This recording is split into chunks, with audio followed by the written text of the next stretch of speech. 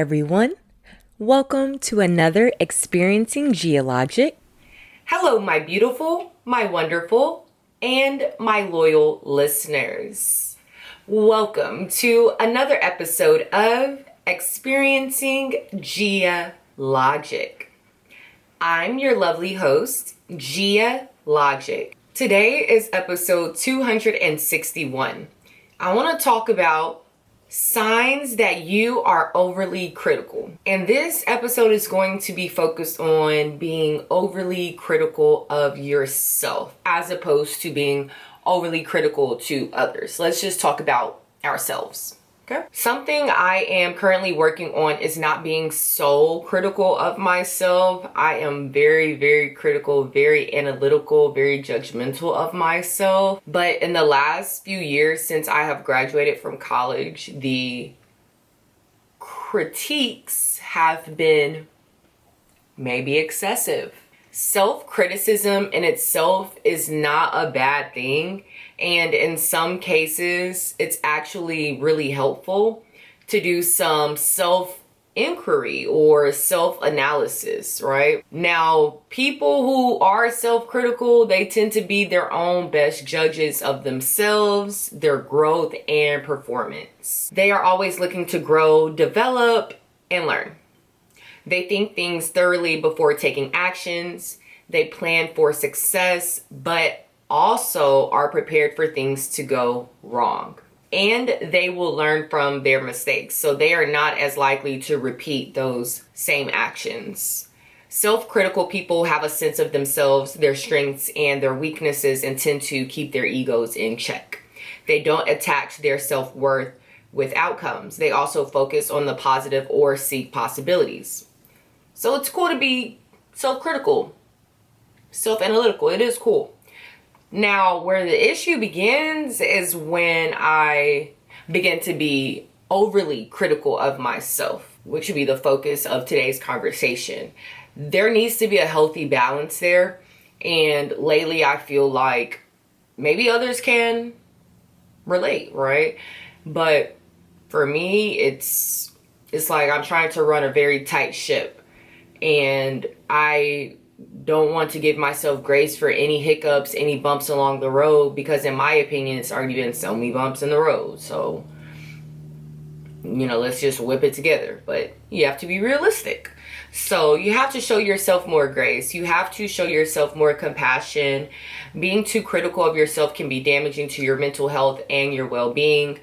At the end of the day, you all, we are just humans, and most of us watching this podcast are under the age of 35, so most of our life is still ahead of us. But if you are a very competitive person in life and you want to be successful and you want to accomplish all these things, sometimes you feel like we don't have all this time on earth to get it accomplished. At least that's how I feel. So I think that's why I'm very overly critical of myself, because I don't want to waste time. Being overly critical can lead to depression, having low self-esteem, having anxiety. It can also be linked to other mental illnesses such as eating disorders. So it can get pretty serious pretty quickly.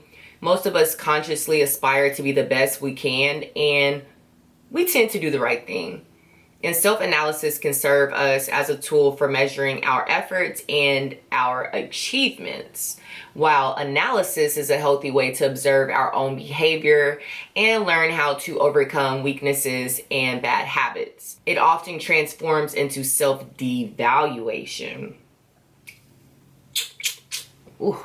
This is really a word right now. I'm really preaching to myself. Often we criticize on autopilot and need to wake up and realize that the damage we are doing is everlasting, and the damage that we're doing is more powerful than we may think. It's really getting into our psyche. I mean, you could pass that off to being overly critical of others, your partner, your friends, your children. It can just really spiral. Work on it every day. When individuals engage in self-criticism, they consistently focus on their perceived flaws, mistakes, and shortcomings, often with a harsh and unforgiving attitude. So here are some signs that you may be overly critical. Being terrified of failing. Having negative self-talk. having low self-esteem, being easily annoyed or frustrated with yourself, feeling undesirable, avoid taking risks, being a perfectionist, craving control always, you persist in analyzing mistakes, you think within a system of black and white values, and you have impossibly high standards. Out of that list, the signs that I have the worst are being a perfectionist is number one, craving control at all times. When I persist in analyzing mistakes, I can't just let something go. I have to like fester on it and see where I went wrong and see, well, where did it almost start to go wrong? What was the first thought that I had to make this mistake? You know, it's just festering and pestering in my mind, right? Thinking in a system of black and white values. It's either this or it's that. There's no gray area. Things can't be both. It can't be a duality of things. That is pretty much so how I live. It's black or it's white. And I do have impossibly high standards. You know, these are the things that if you can relate, we have to work on these things because you can't go this hard on yourself. And you might think it'll produce a good outcome, but it might in career and life, and then you on the inside will be pretty messed up. You'll be pretty detached. You'll be a worker bee. You will not be human. I think me being overly critical, I lose understanding for others. I lose understanding for myself. I do try to work on showing more people grace because I'm usually pretty patient. I do show people a lot of grace, but I don't show myself enough grace. Today is a word. When you persist in analyzing mistakes, and one of these really key qualities of realizing if you're overly analytical of yourself, overly critical of yourself or not, how often and how long do you think about the mistakes you've made? Do you invest enormous time and energy in analyzing what went wrong and how you are responsible for it? If you analyze mistakes past the point of learning something valuable, then you're probably punishing yourself unnecessarily. So if you're someone like me that finds yourself persisting in analyzing mistakes, let me go ahead and break that down for you if it's not clear. How often and how long do you think about the mistakes you've made? Do you invest enormous time and energy in analyzing what went wrong and how you're responsible for it? If you analyze mistakes past the point of learning something valuable, then you're probably punishing yourself unnecessarily. If you have impossibly high standards, this is awesome, this is great, but it can be a sign that you are overly critical of yourself. Because why does life have to be great or wonderful or good only if you have achieved such and such and such? Why can't it still be good if you have those little wins? Why can't it still be good if you're in a Toyota? Why can't it still be good if your nails aren't done? If you aren't a CEO or a CMO? Everything just doesn't have to be so high up on the totem pole for you to be doing a good job. Listening to your inner self-critic can also be a form of self-protection. If you're mean to yourself, then nobody else can hurt you as bad as you're going to hurt yourself. This is really giving GhiaLogic, I'm not gonna lie. Teaching yourself to be less critical is challenging, but it can be done. Increase self-awareness in order to notice your own thoughts and how your body feels physically are key to decreasing self-critical thoughts.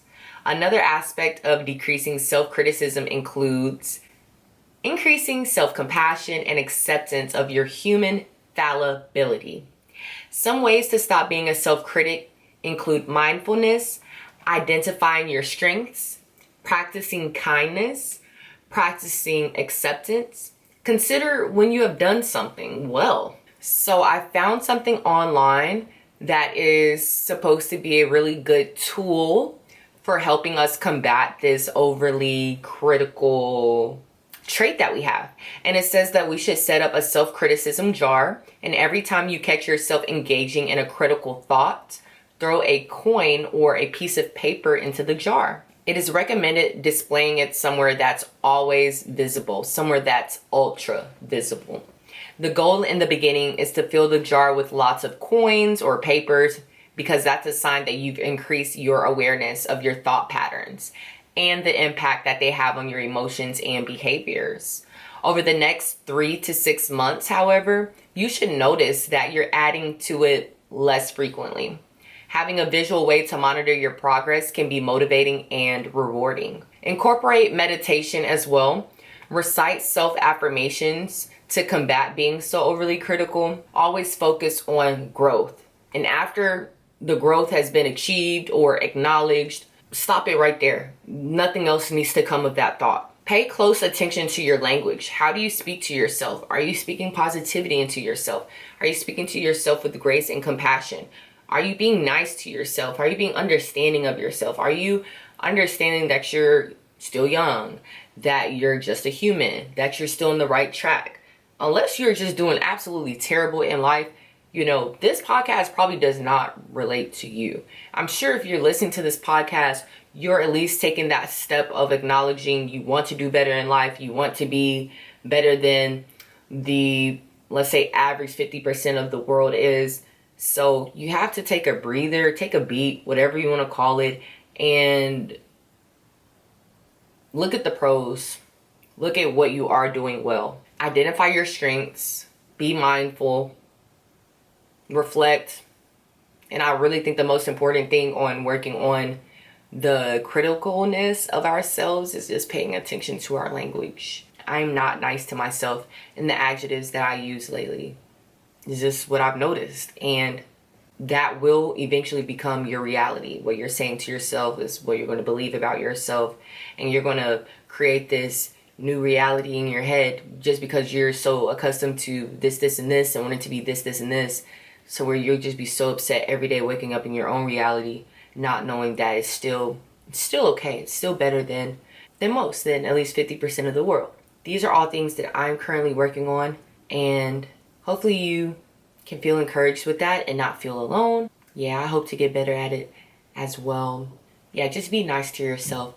It's been a very hard life we've all lived, especially after COVID. I don't care what anyone says, COVID has truly impacted all of us in one way or the other. It just made everything a lot more competitive. But we can't sulk in it. We have to embrace it, and we have to adapt. And we might just have to do this extra work on ourselves to be successful.